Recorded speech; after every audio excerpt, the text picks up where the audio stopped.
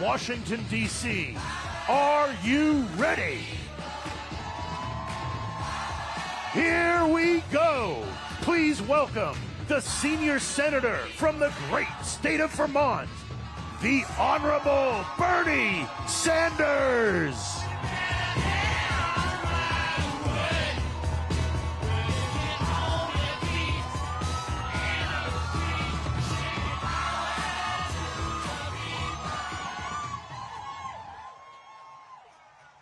Thank you, Washington. Thank you, Indivisible.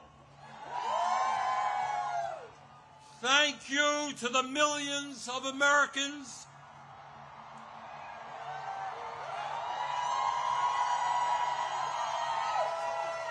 from our smallest towns to our largest cities in every state in our country who are gathering today at thousands of rallies. Mike Johnson, the Republican Speaker of the House, called these rallies Hate America events. Boy, does he have it wrong. Millions of Americans are coming out today not because they hate America. We're here because we love America.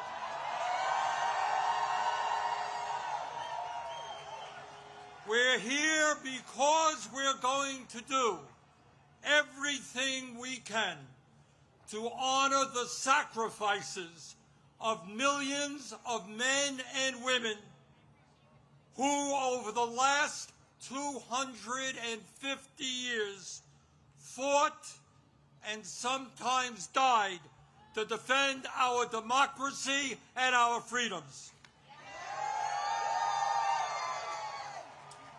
In 1776, with extraordinary courage, the founders of our country announced to the world that they would no longer be ruled by the King of England, a king who had absolute power over their lives. They demanded freedom. And to bring that about, they fought a bloody war against the British Empire and the most powerful military in the world. Tens of thousands of Americans died in that 8-year war, but our forefathers fought on and they won.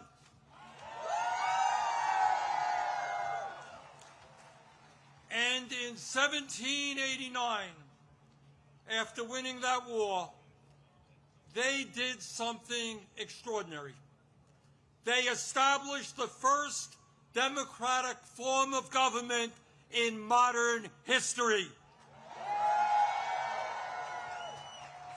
They said loudly and boldly to the entire world, no more kings.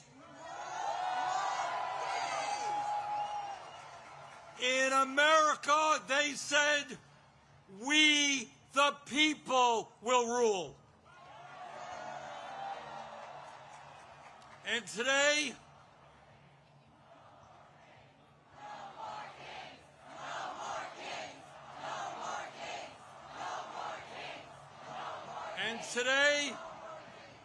today in the year 2025, in this dangerous moment in American history, our message is exactly the same.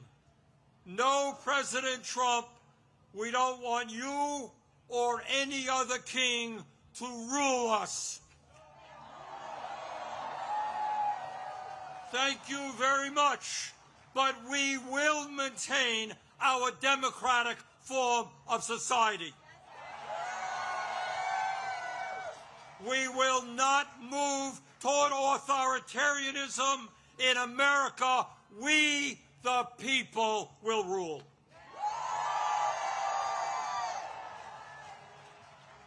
When he was sworn in as the nation's first president, George Washington called this attempt at self-government, quote, an experiment entrusted to the hands of the American people, end quote.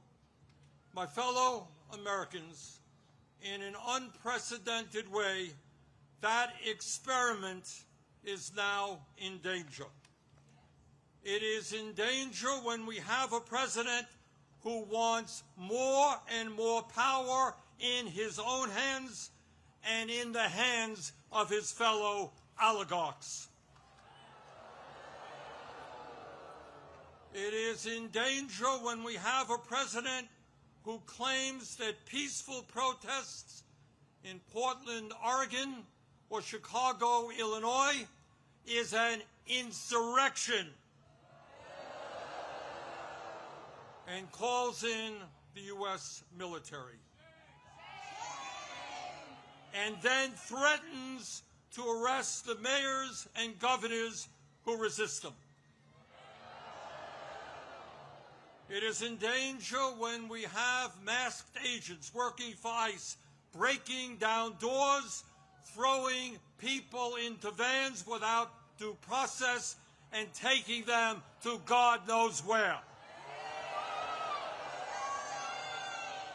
It is in danger when we have a president who sues and intimidates the media, who wants no criticism of him and his policies, and who undermines the First Amendment of our Constitution, the very foundation of American democracy. Our country is in danger when we have a president who threatens to arrest or imprison political opponents who stand against him, including the Attorney General of New York State, a sitting U.S. Senator, and the Governor of California. It is in danger when we have a president who undermines freedom of thought and dissent at our colleges and universities, and who attacks law firms that oppose him in court. It is in danger when we have a president who threatens to impeach judges who rule against him. It is in danger when we have a president who ignores Congress, refuses to spend money that Congress appropriates, and takes away money from states who voted against him. It is in danger when we have a president who demands that states redraw congressional maps to ensure that his chosen candidates win future elections. It is in danger when we have a president who illegally fires tens of thousands of federal employees right here in Washington, D.C. and throughout our country, and rips up union contracts that workers have fought for and won. It is in danger when we have a president who grossly violates the Constitution by accepting gifts from foreign leaders, including a $400 million plane from the royal family of Qatar, and then allows that family to build an Air Force facility in Idaho. Well, let us be clear. This moment is not just about one man's greed, one man's corruption, or one man's contempt for the Constitution.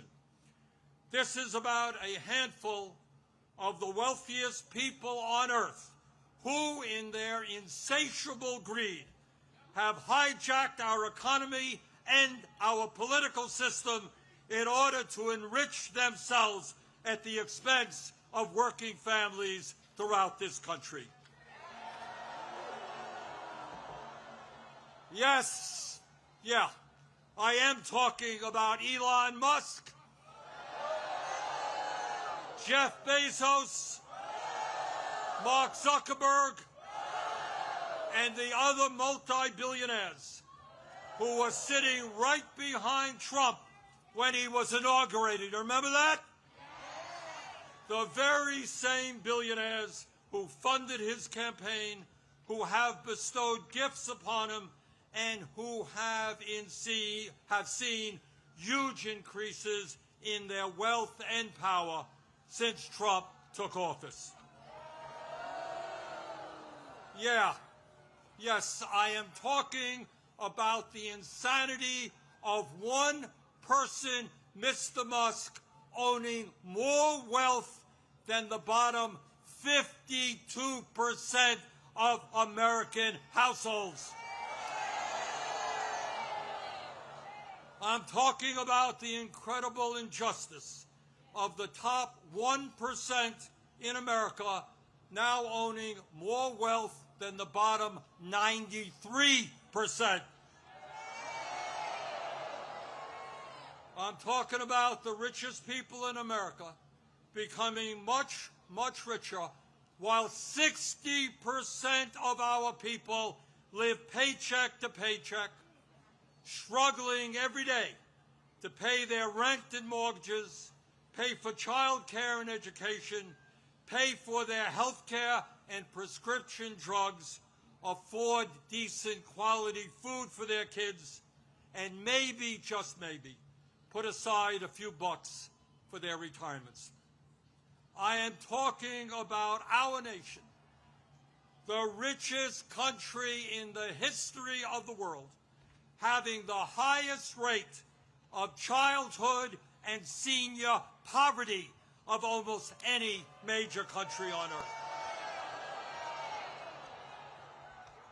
I am talking about our great nation having 85 million Americans uninsured or underinsured, and 800,000 people who are homeless, including people a few blocks from here.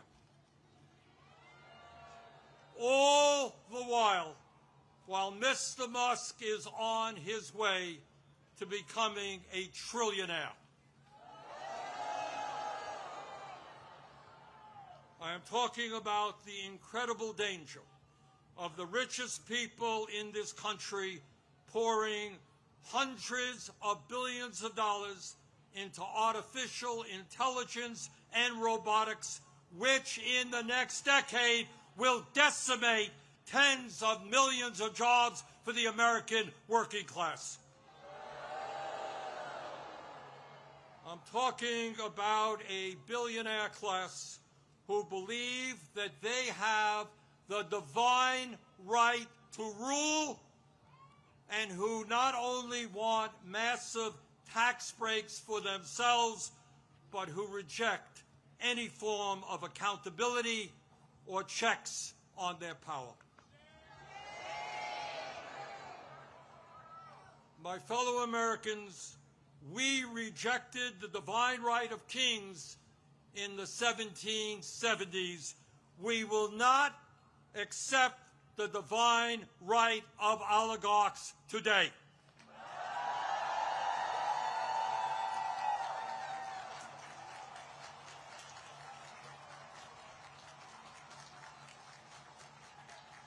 And now let's take a look, brief look, at where we are today. Where we are today on the 18th day of a government shutdown, which is depriving millions of federal employees of the paychecks they desperately need and deserve.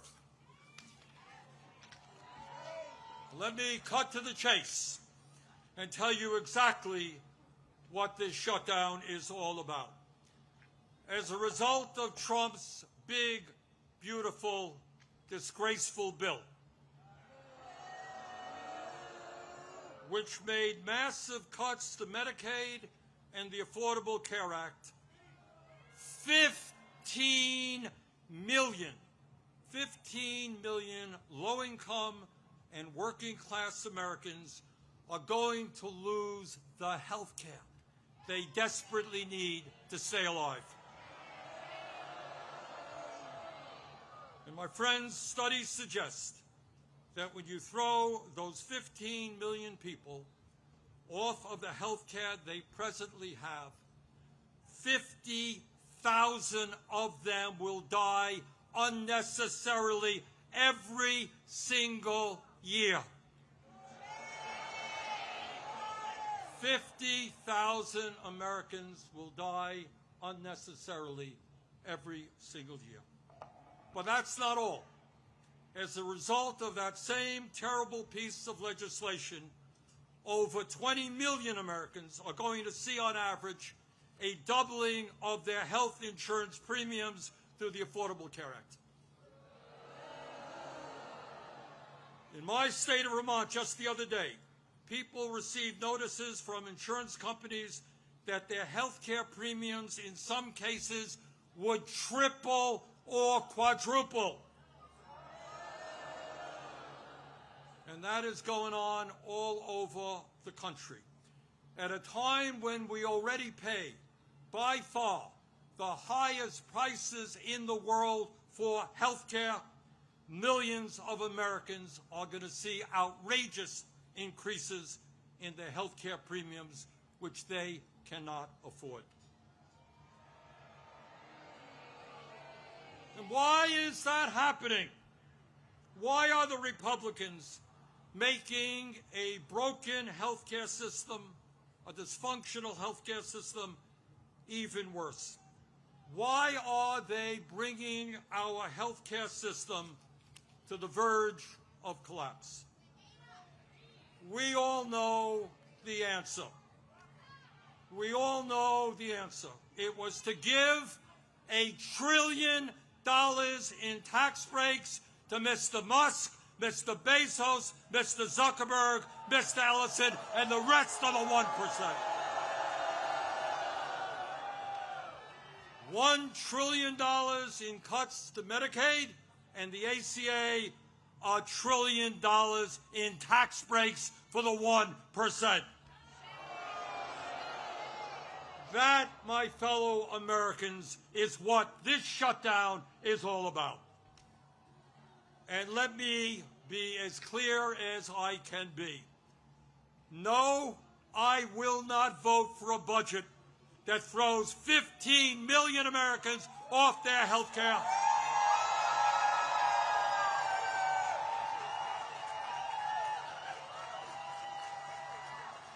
No, I will not vote for a budget that doubles premiums for 20 million Americans.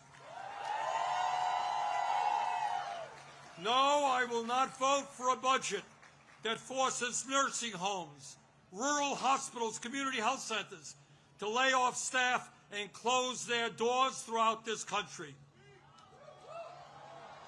All to give huge tax breaks to the billionaire class.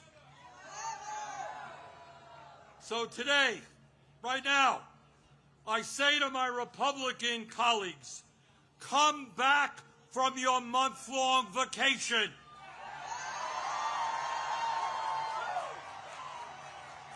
Start negotiating and do not allow the American healthcare system to be destroyed. End this shutdown.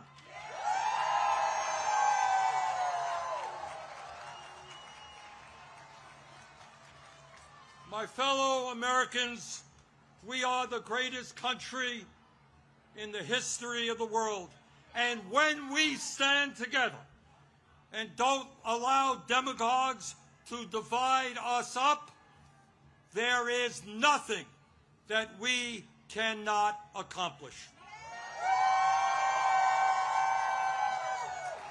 Yes, we can create a vibrant democracy by ending Citizens United and not allowing billionaires to buy elections.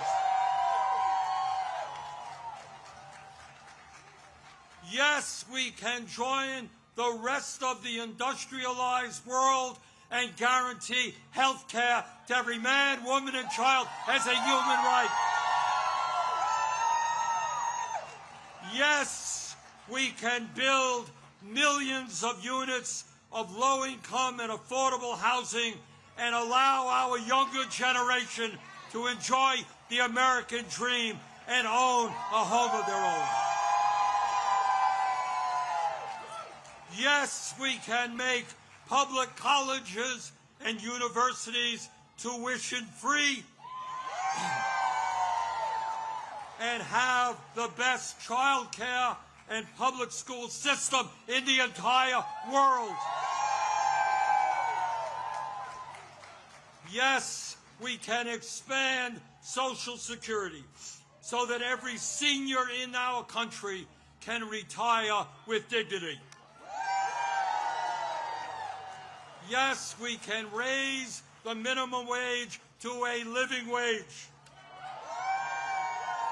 and guarantee every worker the right to join a union.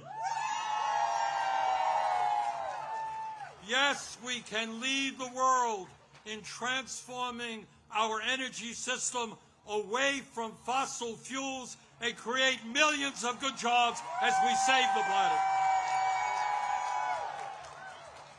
Yes, we can guarantee that every woman in this country has the right to control her own body.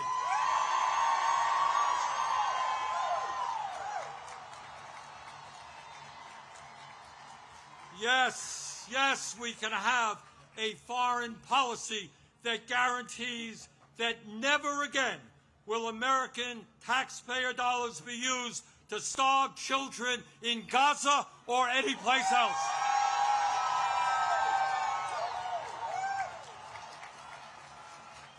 And now let me raise a question that I have been asked over and over again. You know, Bernie, great ideas, but how are you going to pay for them? Great question. Thanks for asking. And here is the answer.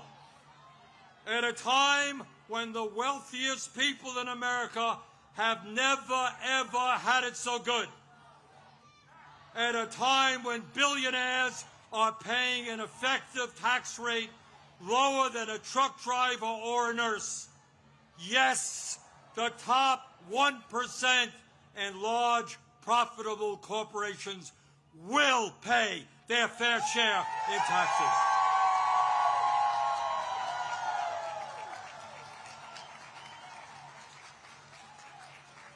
My fellow Americans, the establishment, including the corporate media and many of my colleagues in Congress, want you to believe that you are powerless. They want you to believe that you cannot change the status quo. But that is a lie. Throughout the history of our country, when Americans have stood up and fought for justice, they have prevailed.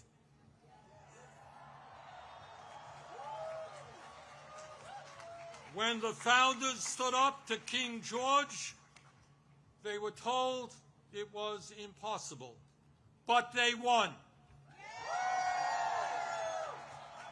When abolitionists fought to end slavery, they were told it was impossible, but they won.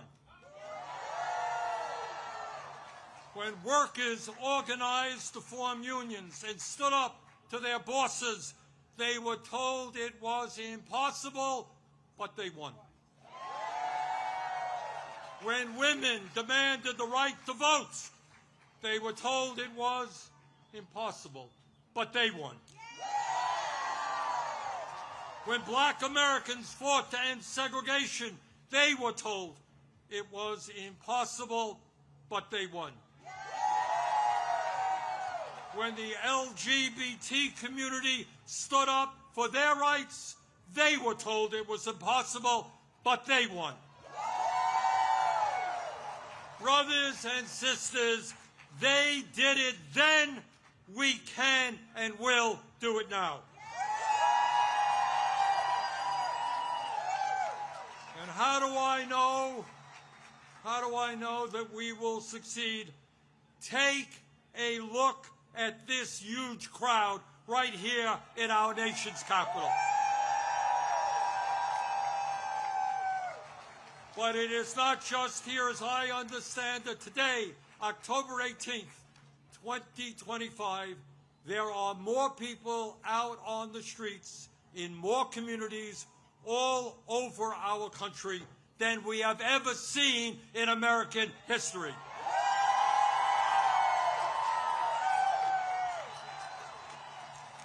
Brothers and sisters, this is not the end. This is just the beginning.